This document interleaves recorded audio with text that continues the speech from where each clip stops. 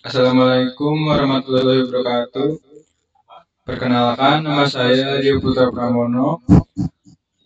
Saya di sini akan mempresentasikan metode selection sort. Kita dari kelompok 4 yang beranggota ada Rio Putra Pramono, M. Tanzil Kirami Hamdi, ada Christian Ari Prasena, ada Siti Alifia Safrina. Sorting. Sorting adalah proses menyusun data dalam urutan tertentu, baik itu secara ascending menaik atau descending menurun. Sorting digunakan dalam banyak aplikasi, seperti pencarian data, pengelompokan, dan optimalisasi proses tertentu. Ada berbagai algoritma sorting, termasuk bubble sort, insertion sort, merge sort, quick sort, dan selection sort. Selection sort. Selection sort adalah salah satu algoritma sorting yang sederhana. Algoritma ini bekerja dengan cara membagi array menjadi dua bagian.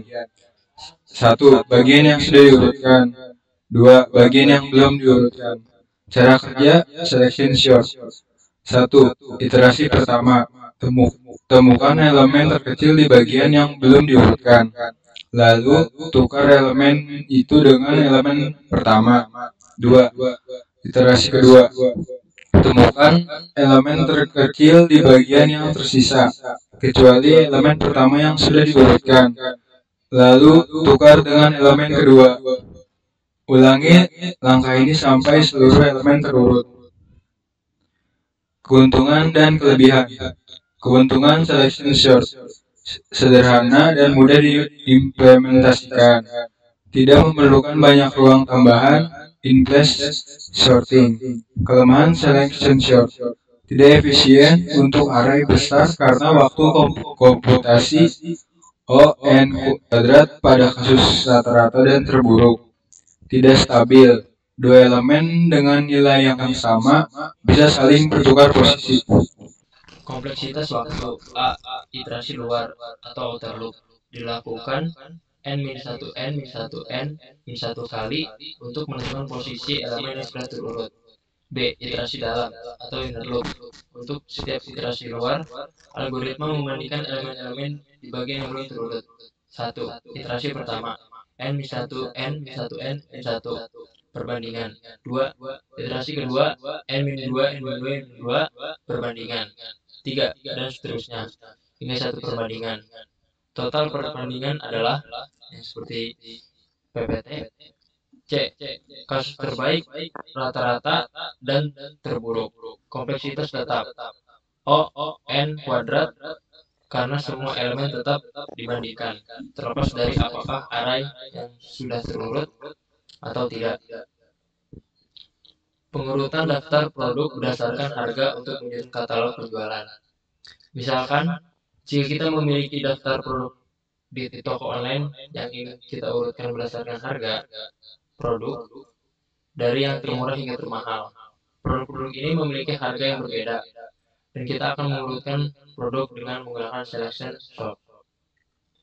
Langkah-langkah pengurutan menggunakan selection sort. 1. Temukan harga terkecil dalam daftar, lalu pindahkan elemen dengan elemen pertama. 2. Temukan harga terkecil di bagian sisa daftar dari elemen kedua hingga terakhir, dan pindahkan elemen kedua. 3. Ulangi proses ini hingga seluruh daftar terurut. Dan ini tabel harga produk. Nama produk t-shirt harganya 150.000, sepatu olahraga 400.000, celana jeans 250, hoodie 300.000, tas ransel 120.000, jaket bomber 500.000, kacamata 200.000. Selanjutnya, saya akan menjelaskan tentang implementasi selection sort. Pada iterasi pertama, harga terkecil yaitu tas ransel seharga 120.000 ditukar dengan t-shirt seharga 110.000. Iterasi kedua, harga terkecil pada bagian ini yaitu t-shirt seharga 150.000 ditukar dengan sepatu olahraga seharga 400.000. Lalu iterasi ketiga, data harga terkecil yaitu kacamata seharga 200.000 ditukar dengan celana jeans seharga 250.000. Pada iterasi keempat, harga terkecil yaitu celana jeans 250.000 ditukar dengan hoodie seharga 300.000. Pada iterasi kelima, harga terkecil di bagian ini adalah jaket bomber seharga 300.000 ditukar dengan sepatu olahraga seharga 400.000. Iterasi ke-6, harga terkecil yaitu sepatu olahraga seharga 400.000 ditukar dengan jaket bomber seharga 500.000. Pada iterasi ke-7, semua data telah terurut sehingga proses selesai. Jadi di sini saya akan menjelaskan guna kode dari program ini. Pertama di sini ada dictionary produk. Gunanya produk ini untuk menampung nama produk dan harga produknya.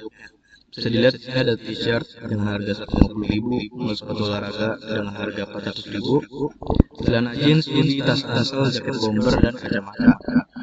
Lalu ada fungsi selection sort. Di fungsi selection sort ini gunanya untuk mensorting data dari produk. Jadi mensorting data dari harga yang termurah hingga termahal. Di sini ada N sama dengan data, yaitu panjang dari dictionary atau array. Lalu ada for i, perulangan untuk setiap data. Min, indeks sama dengan i, itu adalah anggap data pertama ini adalah data dengan harga termurah. Lalu ada for j in range i plus 1, n. Jadi j sama dengan i plus 1. Jadi j ini adalah data setelah data pertama. Bisa dibilang di sini sepatu olahraga. N itu nanti sampai ke kacamata. Jadi gunanya for j ini untuk membandingkan apakah data setelah i lebih murah daripada j. Kalau lebih murah, maka if data j harga lebih kecil dari data min indeks, harga min indeks sama dengan j. Jadi data min indeks sama dengan ini diperbarui dengan data yang ditemukan oleh perulangan j. Jika semuanya sudah tertukar, maka data tadi diurutkan kembali mulai dari termurah hingga termahal. Nah, di sini untuk contohnya, di sini ada t-shirt 150.000 harganya. T-shirt ini akan dibandingkan dengan sepatu olahraga harga 400.000. Karena sepatu olahraga harganya lebih besar daripada 150, maka elemennya tidak ditukar. Sampai 150.000 ini ditukar dengan tas ransel harganya 120.000. Baru tas ransel ini akan disimpan di min index. Oke, lalu di sini ada fungsi main, yaitu halaman utama dari program. Di sini ada perulangan produk in produk.